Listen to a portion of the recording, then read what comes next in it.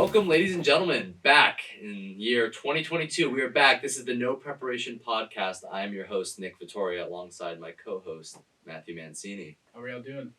This is a very special day we have. We have our president, Mr. Cashman, here in the studio today. Let's go. Thank you, boys. Thank you. Honored to be here. This is our inaugural podcast for the year. So we're really excited to be back. You know, obviously, very special guest to be here. So this is exciting. Why don't you... Mr. Cashman, I know most people watching this know who you are, but maybe if not, you want to introduce yourself a little bit? Sure. So, Christian Cashman. I'm the 17th president of Fairfield Prep, first non-Jesuit to be in this position. This is my 10th year at Fairfield Prep, 7 teaching, and then I took a brief break to be president at Northwest Catholic and then back as president, so my 3rd year as president. And I taught 7 biblical years here on Berkman's 103. I taught freshmen and juniors in theology, and I have 4 sons. 3 have attended prep. Paul in 15, Matthew 17, John went to Northwest Catholic, and then of course Joseph is a senior with you fine lads, class of 23, great class. We love Joey. Of course. So I'm glad to be back in prep. Yeah. So we want to start off this interview and talk, kind of talking about this year. Sure. We're really excited to be back. It's great to be a senior now. Matt and I are really pumped. This is kind of one of the best years you can be here at Prep. We want to know, are there things this year you're really excited about? You know, sports, Prep players, music things. What are you excited about this year to see? Yeah, I mean, there's so much to be excited about this year. First of all, I think just that being back in like some somewhat normalcy, right? You guys know this, especially as seniors. You've had this wild ride at Prep from your freshman year till now. And so to just feel like, you know, we've come through the worst of the pandemic, that, you know, our events feel somewhat normal, that we're not wearing masks and we can see each other's faces. I mean, I can't tell you how bizarre it was to be in the first year here and only see like foreheads, right, of guys. It was just so strange. So that just feels exciting. It feels, you know, like back to normal in that sense. But then just, you know, all that means too, to have, you know, a full bomb squad at Rafferty, right? To know that we're going to have hockey games, to be inside for things, right?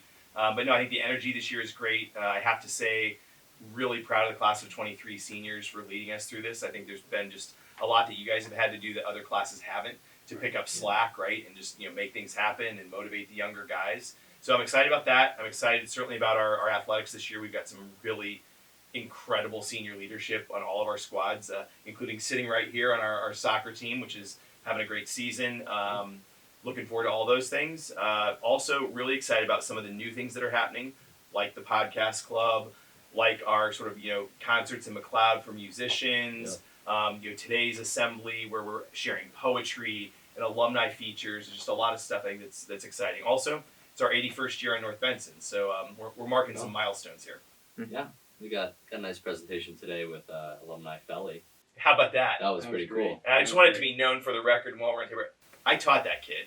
Woo. And we went together to Jamaica to mustard seed immersion. Wow. I think it was my maybe second or third year of prep. So we go way back, Felly and I. Are you a fan of his music? You know, some yes, some no. I have to qualify, right? Like the G-rated stuff, you know, PG-13. I'm allowed to listen to that, but otherwise I have to, you know. What he played today for our video was kind of good. I thought it was awesome. I thought it was some good work. So and he's also, his music has really evolved, like, over time. If you look at him, he was like kind of like sort of classic rap, you know, at the outset, but then he's got some, you know, some evolution in his stuff. But he's actually a really great guy. Yeah. And I'm sure if we got him on this podcast, he'd tell some tales as well. So you gave us a little brief history about you as related to prep, but we kind of want to back it up a little bit. We're talking day one. Where were you born? Where are you from? We just want people to know who you are a little bit more. So love to share. Well, very few people would know that I was born a Hoosier in Fort Wayne, Indiana. So born and raised in corn country. So about 50% of my high school class probably was thinking about Indiana University and 50% Purdue, and then, you know, whatever in between. But no, I was born in the Midwest, raised in Indiana. I didn't go to a Jesuit high school because there was no Jesuit high school in my hometown. And I ended up going to Xavier University in Cincinnati, great Jesuit school, as all of my students would know, and many of our lads who have gone there. But it was really the Jesuits of Xavier who truly formed my Jesuit sort of life. I have 2 younger brothers and an older sister. All of us grew up in Indiana. I met Mrs. Cashman, at that time Ms. Malley, in graduate school at Xavier University. She went to Fairfield U and came to grad school in Cincinnati. So she's really the reason I made it to Connecticut, and our whole family moved to Connecticut. Oh. Because we actually got married here, but then we started our lives in Cincinnati. And I actually worked in industry. Maybe some people don't know that too. I got out of Xavier, where I majored in philosophy, also known as unemployment. And so my parents were like, why are you getting a degree in philosophy? I'm like, well, you learn how to think, then you can do anything. Ironically, I got a job right out of undergraduate school with an insurance company in Indiana, in Cincinnati. And all my friends who were in business were like, what? The philosophy major got a business job? So it was a great job. I learned a ton. And I did that for about 5 years. Mrs. Cashman and I got married. She was a school teacher. And my company was bought and sold through a merger. And I basically kind of worked my way out of that job and into grad school back at Xavier, where I got my MED so I could go into education. So I was like working in industry, and then I was student teaching at Moeller High School, which, by the way, is the arch rival of St. Xavier, the Jesuit high school in Cincinnati. They didn't have any openings at St. X, so, not my fault. I wanted to be at St. X, and Moeller is a football powerhouse. So if you Google Moeller High School, unbelievable football. Jerry Faust was the coach there before he went to Notre Dame. A lot of history in that school, but great experience, all boys school. Got my grad degree. Mrs. Cashman, I had 2 of our sons there in Cincinnati. Paul and Matthew, who attended prep, were born in Cincinnati and then moved to Connecticut with us. And then John and Joseph were born here. And so that's kind of the fast, 3 houses, 16 cars, and 5 jobs ago, I landed at prep. So what sports teams do you support? I mean, that's a lot You're of hopping around. Yeah, right. I mean, right, how do you pick your loyalties? Well, let's be honest. We got to start with Xavier basketball, okay? I mean, come on. The Musketeers, clutch, right? I love college basketball, and I got the bug at Xavier. My sons will laugh when I say this. My freshman year at Xavier, we made our first run to the Sweet 16. At least I think it was in school history, or certainly within decades. And it was Jumpin' Jamal, Give Me the Ball Walker, Michael Davenport, Jamie Gladden, Derek Strong, and Tyrone Hill. 3 of whom went on to the NBA. Mm-hmm. We beat Georgetown in the Hoosier Dome, which was like winning the World Series. I mean, it was just crazy. Then we road tripped to Dallas, Texas for the Sweet 16. And that was my first NCAA, Division I college basketball experience. I was hooked for life. So is basketball your favorite sport? Love basketball, love college basketball. Also a Cincinnati Reds fan. The Big Red Machine. Okay. Pete Rose, who, by the way, should be let in the Hall of Fame. We'll say it right here. Okay. Johnny Bench. I mean, this is talk about a great experience in baseball land. So in Cincinnati, they had a Riverfront Stadium when I was a student, which has since been torn down. And they put up Great American Ballpark, which, by the way, was the company I worked for, Great American. So we got opening day tickets. But the old conversion field was where the Bengals and the Reds played on the riverfront in Cincinnati. And in my day at Xavier, you could get $5 Red seats to a Red game. I have a feeling they're not $5. They're not $5. No, not even close. What I would do for $5 Yankee tickets right now would be pretty nice. But so baseball, basketball, and prep sports, of course. Obviously, obviously we see you at almost every prep football game. Gotta love it. Cold, warm. You're huddled there on the sideline. You're getting the bomb squad riled. Well, you know what? We love the bomb squad. I put us up against any bomb squad anywhere. I think prep fans can't be beat. I think it is known in Connecticut that prep fans are the best, the strongest, the loudest. I think you can't really beat the Fairfield Prep bomb squad. No question. So we talked about a little bit hopping around jobs, yep. Kind of going different schools. You were at prep. You left prep. Now, what made you come back?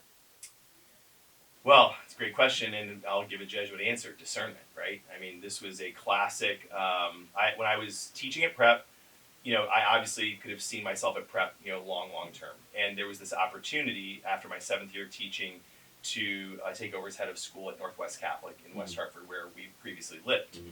I'd also worked in the Archdiocese of Hartford previously. I'd been a principal at a middle school called St. Timothy Middle School. And also for a while was a principal, not a president. So I did Mr. D's job at East Catholic. And these, by the way, are Catholic teams that used to play prep back in the day when it was the Greater Catholic League or the GCL. Didn't we just play East Catholic basketball last year? In the tournament? In the tournament we did. Yeah, you're right. You're right. That's right. We did face in the tournament, not in regular season. Yeah, right. Yeah. But there was actually a time when the conferences included all these Catholic schools. So like we would drive, like we drive a lot now, but we would drive all the way up into Hartford and like way across the state. So anyway, I did that twice as a principal, then taught at Prep. When I had this chance to go back to Northwest, it felt like a calling. They needed leadership. There was a lot going on at that school in terms of just fundraising and, Catholic ID and getting a master plan. So I did that. And then, of course, don't you know, like 2 years in, my good friend and brother, Father Thomas Smiskey, comes in knocking. He's like, got to tell you something. The provincial's going to move me from Prep. And I was like, is this the time to apply? I mean, I just had taken this job in my third year at Northwest, and it meant, okay, do we move back to Fairfield? We never really actually lived here. I commuted. So, but honestly, it wasn't that hard of discernment. I have to be candid, right? It took me about a weekend to sit there and pray on it and be like, okay, I mean, to go back to Prep in this role, just obviously, a really awesome opportunity. And so it wasn't a tough call. Awesome. I think you made the right decision. Thank you. I think we're very happy that you're here. We've asked this question to our last two guests about who have taught here at Prep. So you've taught theology. Yep. Now, if you had the option to go back, step down as president, become a teacher again, and you could create any course, like anything that was specific to something, it could be like a full year-long course or a semester course. What do you think you would teach? You know something really a lot about that you feel like you're passionate about. What would you teach? That is really a tough one because I've probably written 3 courses or 4 in my mind, right, in that way. But if I were to, let's see, put a gun to my head and said it had to be one, it would probably be a senior elective of some kind in Ignatian leadership. And kind of a multidisciplinary course where we would do like obviously some theology and some philosophy, but some best practice in leadership for industry, nonprofit. The other thing I would do if I was like really just geeking out on my philosophical stuff, a course in philosophical autobiographies. So books written by philosophers about themselves, right? So like the Confessions of Rousseau, the Confessions of Augustine, the Apology of Socrates, things like that. Mr. Denby would love that. Oh, for sure. He had some interesting, when we spoke to him last time, he had some interesting ideas for some courses and stuff. Oh yeah, he's a well-read philosophical dude. So. Yeah, no doubt about that. And it's awesome. But going back to maybe some prep traditions that you might miss nowadays, are there any that you might see you might want to come back from your time teaching that maybe have slipped a little bit away? Yeah, it's a good question. I mean, there's, some traditions come and go. I think the core stuff we've really pretty much honored, right? When you think about the bomb squad, freshman retreat is coming back, like with overnight. That was on a long hiatus, right? It's great to have that back. I mean, there's some stuff that went away over the years that probably it was timely that it did, even though they're kind of great prep stories. The infamous Halloweens of years gone by. I'm sure your older brothers have regaled you with tales. I mean, I lived through the gorillas running through the hallways with bananas and the 8 rabbits who busted into my classroom and threw tricks all over the place. And so probably some of those things lived their life. Yeah. But I think the good news about this time at Prep, and you guys especially, is that like you're just kind of doubling down on our great traditions, which is cool to see. So we're going to talk a lot about school prep. We want to know a little bit more about you personally outside of school. So it's morning, you have to go get coffee. Are we going to Dunkin' or Starbucks? Okay, or so anywhere else? Yeah, well, Mrs. Cashman keeps on the budget plan, so typically we're only allowed coffee out on the weekends. Okay. It would be Starbucks. Okay. If it's at home though, she'll splurge and let us have Starbucks blend. Oh. So that's kind of a treat, but we're only we're on a 4-child pay the college tuition course. plan, so we save where we can. But it's definitely Starbucks. So besides that, then you're moving on to lunch, fast food. You got McDonald's, Chick-fil-A, Burger King. Where are you going to get a quick bite? You gotta go quick. Well, I mean, here in Fairfield, it's got to be Garden Cater. Oh, of course. Eric Heathen, please report to the main office. Eric Heathen to the main office. Thank you. Your ride is here. Yeah. How nice is that? So, Garden Catering, it's personally one of my favorites too. That's started in my hometown. Open till midnight. Yeah. I mean, come on. Where else can you get chicken nuggets at midnight? Yeah, that's true. After a soccer game or a soccer match. Yeah, the best. Robex is right across the street. Absolutely. Can't get much better than that. I guess just to jump back a little bit to prep, what's the what's the funniest thing that you've seen here? Is there any moment in class where, I don't know, someone said Like an something iconic story. it stuck with you until now? Yeah, that's a tough one. There's so many great hysterical prep stories. Yeah. Oh my gosh. Well, Halloween, right? There's so many great Halloween stories. So I have two thoughts. They're kind of more personal to my classroom. So I'll tell this one, which is, my boys will know it. We're in Theology 3. So I taught in B103, as you know, where Miss Jackson teaches now. Yeah. Classic room. It was actually, I think I was one of the first non-Jesuits to have that room. That was Father Shaughnessy's room, Father Egan's room, Father Ryan's room, maybe even been Father Murphy's room back in the day. But anyway, so two of my years in there was when the SLC was built, Right. 2015 and 2016, I think. Right. So if you can imagine this giant gaping hole outside of Prep Alley, because literally that they moved Prep Alley to build that building. Yeah. So that was the first thing. They had to tear out the road, move the roadway, and then excavate this giant hole. Now that is all going on outside my classroom. Teaching, yeah. And Mr. Milazzo, who was teaching next to me at that time, we would have these screaming wars, which is why he has no voice now and has to use his microphone, right? And because you couldn't hear anything, and there were these giant cranes going by with these big steel girders. So it was a nightmare for that whole time they were outside. Well, eventually then they moved inside, and the old calf was cordoned off like some Russian prison or something. It was just gray and concrete walls, because they had to have the area where they were building and where we could serve lunch, and it was packed in there. So as they moved inside, they would make these little areas where there were no boys, but they were working on the ceilings, right? But that's right below your floor. Right, yeah. So I'm standing there teaching, and the floor is shaking like an earthquake. This would happen every other period or whatever. So I'm in my my junior theology class, and we're doing Matthew's Gospel, and I swear to God, this is the truth. You can ask them. It was the lesson of the temple destruction. And I'm sitting there, I'm going off. I'm on one of my big fervorinos. I'm and then, the temple was destroyed. The ground starts shaking. And no joke, this drill comes through the floor, 12 inches from my foot, and the tile pops off. The guy's ah! It was just crazy towns. And then you heard a few expletives, down below. The workermen are clearly that wasn't in the plan. No. Yeah. So that was a little known C Money Theology 3 That's very funny. story that probably didn't make the prep history books. Wow. That's kind of similar in Miss Callahan's class. We can hear a little bit of alumni getting finished up, and we'll hear big trucks going by. Oh, yeah. It's a thing. Not the same as right under you or right next It was epic. to you. Yeah. Wow. So we just kind of want to know, we've asked you about what you're excited about this year. We think that the senior class has, as well as last year's class, and I guess a lot of classes that have been part of this pandemic classes.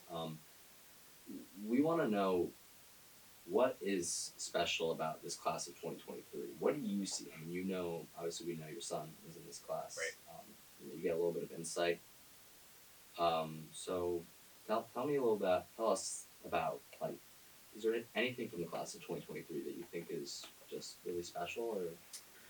Yeah, there are a lot of things that are special about this class. Obviously, I admit right up front, my personal connection, it's awfully nice when you have a son in the class. That makes it particularly personal, right? And when I was coming back to prep and was meeting with Father Samiski and Joey was doing his shadow days, everybody I talked to was this class of guys that Joey's going to do is such a great group of guys. They're nice, they're kind, they're great brothers, they're good athletes, they're really strong scholars. It was just I never heard anyone say anything negative about the class 23, which candidly it's pretty superlative. But I think just your leadership, in really a very difficult time, certainly when I think about your trajectory through prep and what you've endured, and that you still have a positive attitude, and that you're bringing the thunder and the spirit this year makes it very special.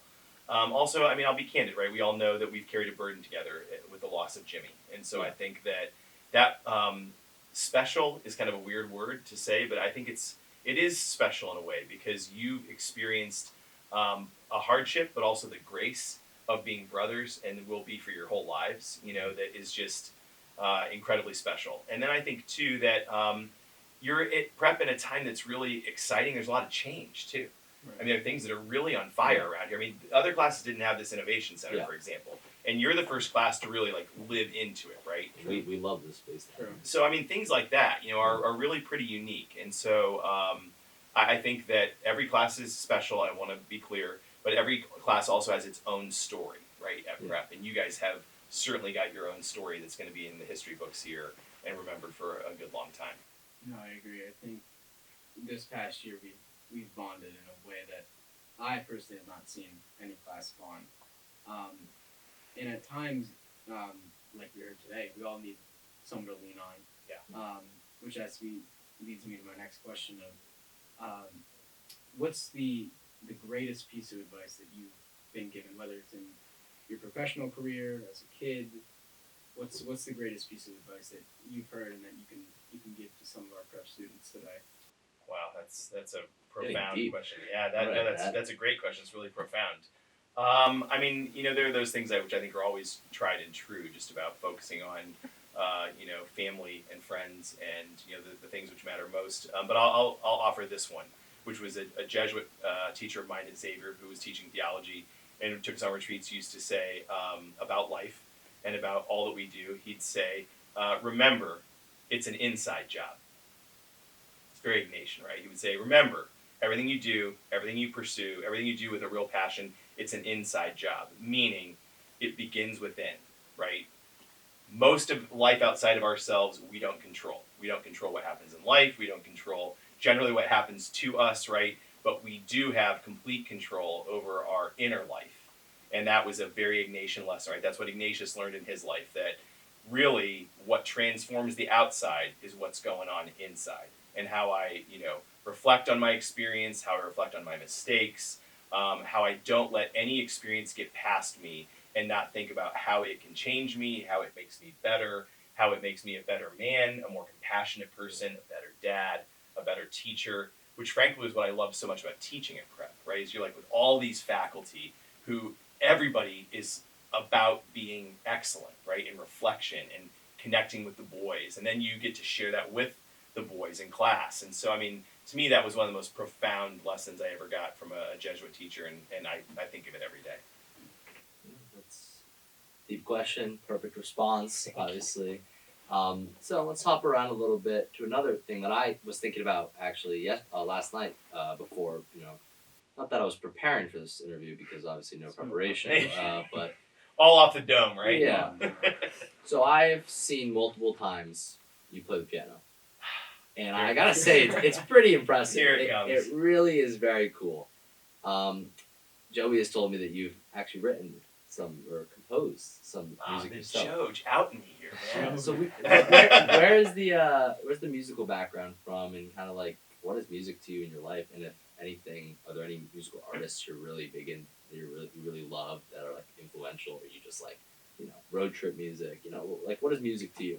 Oh, that's a deep question, and I didn't know if we'd get there or not, so I skipped over that part of my biography as well. So, you know, I played piano as a young kid. That was, you know, everybody takes music lessons, right? Yeah. I took piano lessons. I had this piano teacher in Indiana who owned a Christmas tree farm. And I used to get dropped by the school bus at the end of this, like, long road at the Christmas tree farm and, like, walk up to her house for piano lessons. I'll never forget it as a little kid. So I played music my whole life, and then I did this really unique thing, back to the all guys thing. In 7th and 8th grade, I left Fort Wayne, Indiana, and I went to boarding school in Princeton, New Jersey, a school that sadly no longer exists there, called the American Boy Choir School. This was a school for boy musicians. See, this is where we were looking for the biography a little bit. You know, Right, that's like interesting. The Okay. deep stuff, right? Yeah, the yeah. hidden secrets. So I went away in 7th and 8th grade for 2 years from my little podunk, you know, town in Indiana, and lived away from home with 55 of us in the whole school. We lived in this mansion in Princeton, New Jersey that the school had purchased in the 1950s. And it was a full academic program, also a music program combined. And we actually toured the United States and internationally. We were under professional management, Columbia Artists, who still have a record label. Yeah. I sang in the White House when Ronald Reagan was president. I toured Oh. Iceland. I sang in Carnegie Hall. I sang in Lincoln Center. And so I got steeped in music, and it was an all boys experience. So it was like in my DNA, and I have all sons. You know, like the Vienna Boys Choir kind of thing. It's so like, funny historical fact about the American Boy Choir: they were founded around the Second World War when the Vienna Choir boys could not tour. Wow. And so it was this idea, well, we need an American equivalent, right, of like a national icon. Yeah. So I did that. Then I came back, obviously, to high school in Indiana, went to Xavier, et cetera, et cetera. But music was always part of my life. So the way I made money in college was I was a church musician. Wow. And I did masses, weddings, and funerals, and it was a cash money. It was all a cash business. So I always had more cash than my buds because it was a great gig. And so it's always been part of my life. It's just, it's been part of my education. I think it's part of why I studied philosophy and the humanities. But yeah, I mean, I love music. It's the food for the soul, as Shakespeare said. And as to musical tastes, I mean, obviously I was steeped in classical training, but, that's kind of the foundations. I love jazz. I love, all kinds of classic rock and, alternate, rock. And, like, there's not a genre that I really dislike.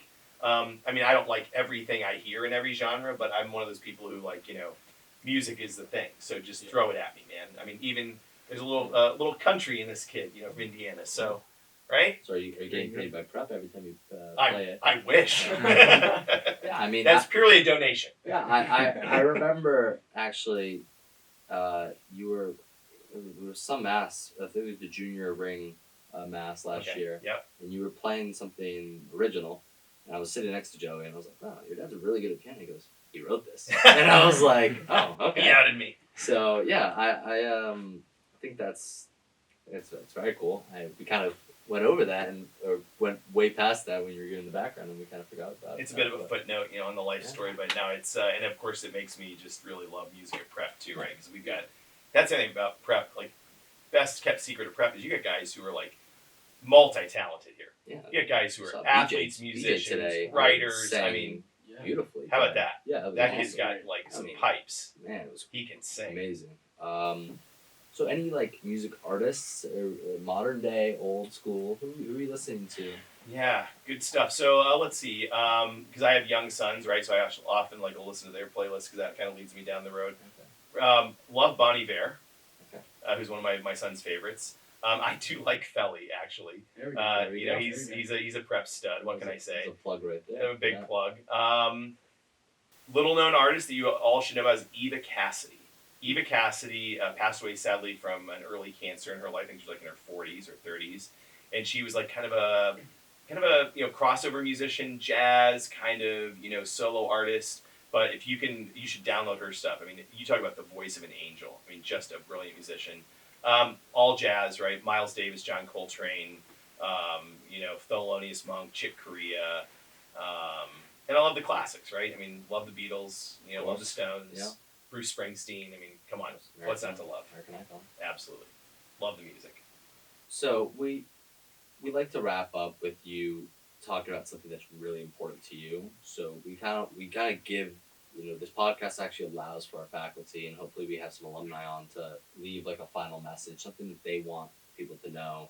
It could be about yourself, about what about the school, something like that. Obviously, you're in a president position, so you have say over the school. Yep. But is there something final you want to tell, not only just class 23, Matt and I, but freshman, sophomore, junior, everyone, even alumni who might be watching this, just the final message you have for us? Yeah, thanks for the invitation. I mean, I guess I feel like as president, right, it would be appropriate to kind of think about sharing something that has to do with our life together in the institution, right, in the life of Prep. So, I mean, the first thing I would say is just personally, I feel honored and humbled and thrilled to be the president of Prep in this era. I feel like the Spirit, is watching over me and in this work. I feel just honored to be serving the Jesuits who gave me everything in my education. So I just feel like it's powerful to be in a place where you feel like it's where God put you and meant you to be when you get up in the morning. It's pretty powerful stuff. Not every day is easy or great, but I feel really impassioned about where I am personally. Institutionally, I feel also extremely hopeful, energized, excited about Prep right now. I think that we're in this kind of what I've been saying to our own team and to our incoming parents and to our alums. It almost feels like the second founding of Prep in a way, like at 80, almost 100 years, you like kind of look at Yeah. yourself again, you do some Definitely. soul searching and say, okay, what do we do for this era?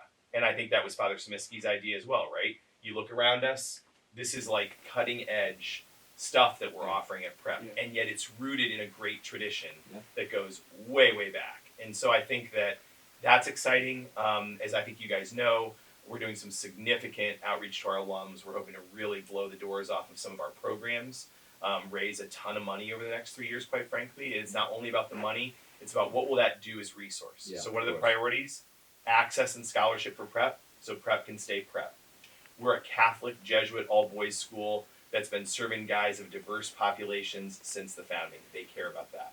Secondly, we want to pour resource into our coordination stuff, right? Our academics, our athletics, our STEM, our technology, our arts, so that it's at the level you guys are at. You're also talented, you're also gifted, that we're at that level. And then thirdly, it's care for the boy. You guys have struggled and suffered through pandemic. Your little brothers have, the boys who are coming up. I mean, what does it mean to have 3 years of no normal school? What does it mean to be a second grader and be online? Right. And those kids are coming to Prep. So we're focused now on how do boys learn? What do they need to support them? We've got guys who are also struggling with anxiety and wellness issues because there's a lot of pressure out there. So really, making Prep its best version of itself, living its best life, right, at 80 years and beyond. And that's what I'm most excited about and feel really blessed that our faculty, our staff, our boys, our parents, and our alumni are so supportive of us and love the mission because it makes, what I do that much more fun. Yeah. Well, this was amazing. We don't want to keep you for too long, but I mean, really, on behalf of everyone here, we thank you for all that you've done for the school. Thanks, boys. The love and the care that you share every day for There's it. just, you give off so much energy every day. It could be a Monday morning, 8 a.m. Everyone's getting into school nice and slowly, and you're there clapping, shaking everyone's hand, being like, "How we doing, boys?" And then- AMDG, let's exactly. So I just want to, like Matt was saying, thank Mr. Cashman for coming in, like round of applause. go. Thank you, Being boys. here. My pleasure. I want to My say, pleasure. thank you to all the guys in the room helping with the cameras, with the audio, all that stuff. It takes a team to do this, so we're really grateful for that. Also want to say thank you guys for watching and for tuning in. It really means a lot to support this club and this new show we got here. And we want to also say, if any alumni are watching, please reach out to us. We would love for you guys to come in. Mr. Cashman would love to talk your ear off to, get some more money. Help prep. We love, the support guys. So thank you very much, Mr. Cashman again, and hope to see you guys soon with the new episode.